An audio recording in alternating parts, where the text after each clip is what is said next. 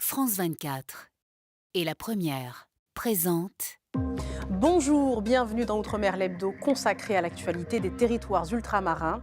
À la une cette semaine, la démographie en berne à Saint-Pierre-et-Miquelon et à Wallis-et-Futuna.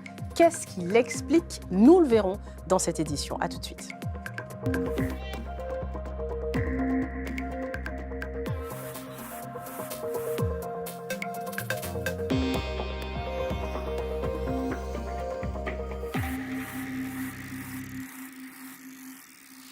Mais d'abord, la Guadeloupe en proie à une vague de violence. Un nouvel homicide a eu lieu cette semaine, quelques jours à peine après le meurtre d'un jeune homme en marge du premier défilé du carnaval. Cette fois, un adolescent de 17 ans a été retrouvé mort, tué par balle dans un quartier de Pointe-à-Pitre. Une mort brutale et l'inquiétude grandissante de la population. À Lamentin, un homme et son fils ont été victimes d'un braquage à main armée, une agression qui aurait pu virer au drame. Lydia Quérin avec Ronnie Maletti. Vous ne verrez pas son visage car il souhaite à tout prix protéger son fils.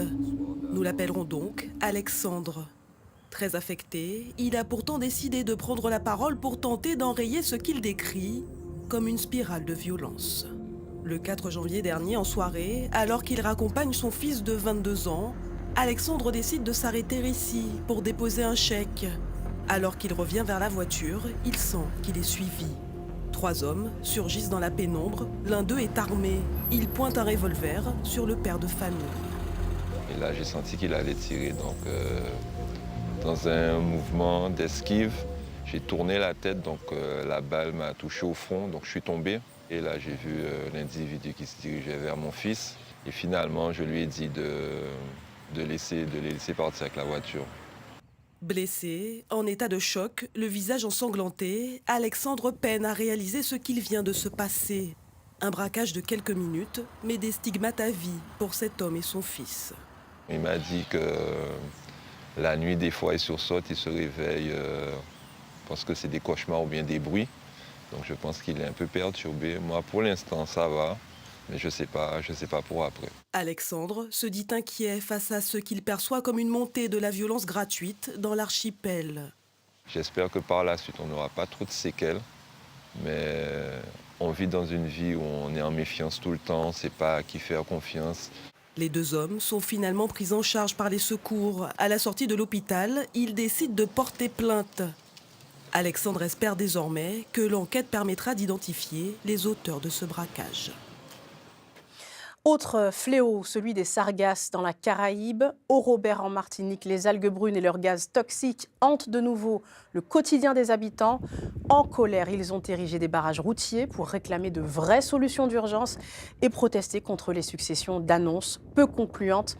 Tandis que la mairie notamment assure que des filets anti-sargasses ont été commandés et qu'ils seront bientôt installés.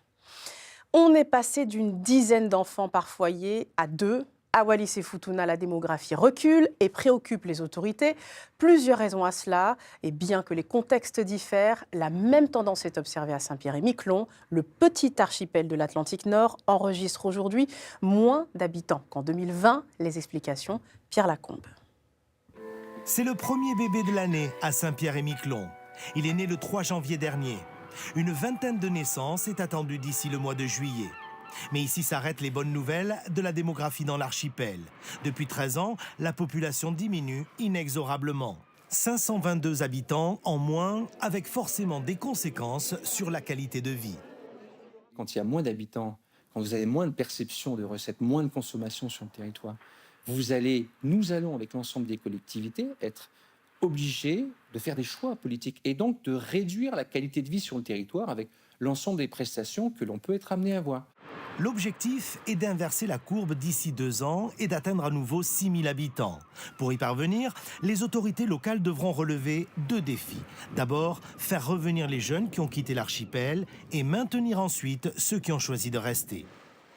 À plus de 13 000 km de Saint-Pierre-et-Miquelon, Wallis-et-Futuna est confronté aux mêmes inquiétudes. En 20 ans, la population a baissé de 23 %. Le territoire compte aujourd'hui 11 150 habitants. Les jeunes s'en vont ailleurs et les naissances reculent, une situation d'autant plus compliquée que Futuna ne dispose pas de maternité. Nirvana est enceinte de 7 mois. Elle devra se rendre à Wallis pour accoucher. Je voudrais bien que mon premier enfant soit né ici sur Futuna. J'ai pas le choix, du coup, je suis obligée d'aller à Wallis. Wallis et Futuna, Saint-Pierre et Miquelon. Ces deux territoires français situés aux antipodes se rejoignent sur un point démographique majeur. La population vieillit. Les moins de 20 ans ne représentent que 30% des habitants à Wallis et Futuna, seulement 22% à Saint-Pierre et Miquelon. Le renforcement de la lutte anti-drogue, les préfets peuvent désormais bannir les trafiquants de certaines zones. C'est ce que prévoit la loi contre le narcotrafic depuis juin dernier. Une réponse plus rapide pour enrayer un phénomène qui gangrène les quartiers et qui s'étend jusqu'aux îles du Pacifique. En Polynésie, par exemple, l'ice, une drogue de synthèse, continue de faire des ravages. Le dossier de l'hebdo, signé Gervais Nitieux. Déjà 5 personnes visées par l'arrêté du haut-commissaire qui interdit aux dealers interpellés de se rendre sur les lieux connus pour la vente de stupéfiants. Cette mesure de privation de liberté est une disposition de la loi contre le narcotrafic. Tout contrevenant s'expose à 6 mois de prison et une amende de 3 800 €.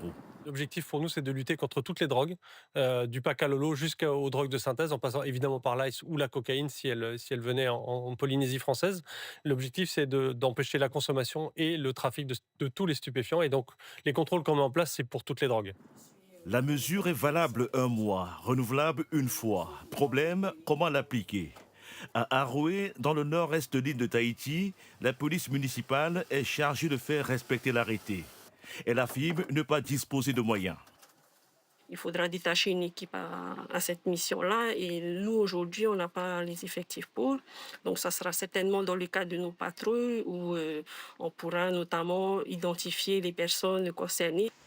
En Polynésie française, l'une des drogues les plus consommées est l'ice. Cette drogue de synthèse fait des ravages au sein de la population.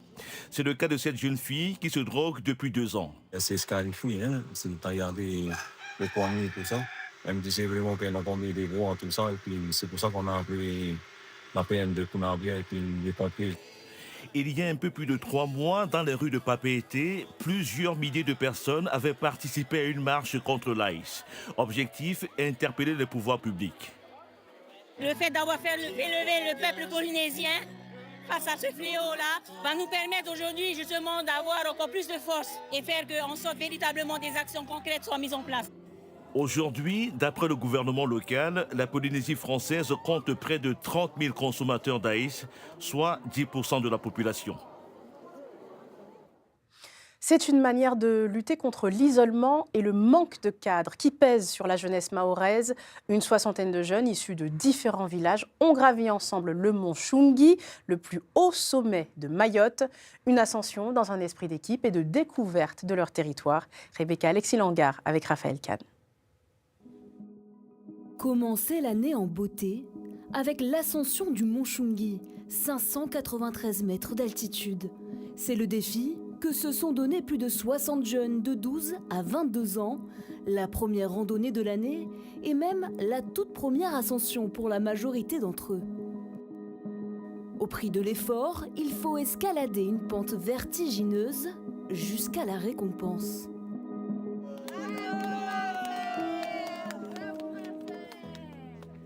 Ça, c'est la première fois, mais je ne pense pas que ça va être la dernière fois. On va revenir et venir encore.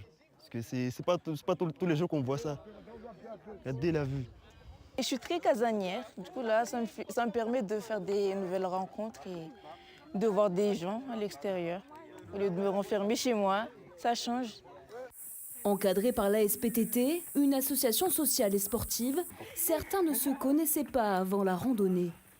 On est quand même dans un cadre où on est aussi pour créer de la cohésion. Donc entre les jeunes de la Corne Sagamouji et chacun dans différents quartiers. Donc ils ont ce lien aussi où une petite mission pour aller rassembler des jeunes de leur quartier pour qu'ils puissent transmettre par la suite et un cadre, parce que les jeunes ont besoin de cadre, voilà, des règles, de vivre ensemble. Une expérience hors du commun, immortalisée dans les esprits de chacun. Et pour finir, il y a eu du monde lors du premier événement de l'année pour le fameux Titrain de la Réunion. Une association offre des balades entre la Grande Chaloupe et la Possession à bord de la petite locomotive rénovée. Un voyage à travers le temps dans lequel nous plongent Rabia Issa et Willy Tevna. Ils étaient près de 1200 à patienter dans cette file d'attente interminable. Des visiteurs qui ont hâte de découvrir les vestiges de la Grande Chaloupe. Le fameux Titrain longtemps. Ah, on a entendu le Titrain là. Il fait longtemps, hein? Ah oui. Et à cause d'Annie? Ben, pour elle, surtout, elle n'a pas encore connu le petit train. Nous, oui, nous connaît. Tous ont pris leur ticket pour monter à bord. C'est parti pour 1 kilomètre de sensations et de voyage dans le temps. C'est très bien. Pourquoi c'est trop bien? Parce qu'on est dans un train et parce qu'il a été rénové, qu'avant on ne pouvait pas le faire. C'est parce qu'il n'y a pas de train à La Réunion. Et du coup, ça fait bizarre là de rentrer dans un train. Plusieurs générations de Réunionnais se sont assis sur les sièges de cet autorail Vert-Billard, conçu en 1946. C'est du matériel ancien, mais d'une technologie très simple. C'est comme si on réparait un camion, avec la différence. Ces sensations-là, vous les vivez tout le temps? C'est fait exprès, j'espère bien qu'ils ont peur. C'est voulu. Alors, la peur ou pas? Non, pas du tout. Au contraire, je suis heureuse parce que là, je me mets à la place des ancêtres qui ont été là. On nous fait un événement à chaque premier dimanche de chaque mois. Et à chaque fois, il faut le dire, nous les débordés. Mais nous les contents parce que nous voyons que les deux mondes les contents aussi, le heureux. Et nous avons besoin de ça pour nous faire avancer les travaux du petit train. L'association Titrain Réunion a pour objectif de créer un circuit historique sur ce site de la Grande Chaloupe, en espérant que ce projet puisse voir le jour courant 2026.